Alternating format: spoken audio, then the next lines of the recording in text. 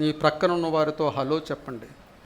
మీరు చర్చ అయిపోయిన వెంటనే ఎవరి పనులు వాళ్ళు ముగించుకొని పారిపోదారని చూస్తారు. మీరు ప్రక్క వారితో మాట్లాడరు, మీరు ఎదుటి వారితో మాట్లాడరు, వెనకాల ఉన్న వారితో మాట్లాడరు. నా పని అయిపోయింది బాబు అని చెప్పేసి వెళ్ళిపోతూ ఉంటారు. అలా కాదు. This is a place called worship and fellowship.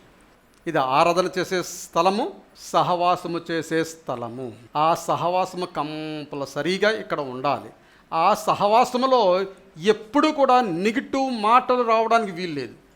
ఈ సహవాసములో ఎప్పుడు పాజిటివ్గా మాట్లాడాలి.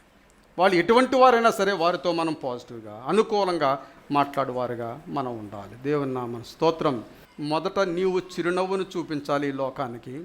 అప్పుడు అందరూ నీ చిరునవ్వుకు బదులిస్తారు. నిజమైన చిరునవ్వు వారు బదులిచ్చువారుగా ఉంటారు. దేవుని నామమున స్తోత్రం. హల్లెలూయా.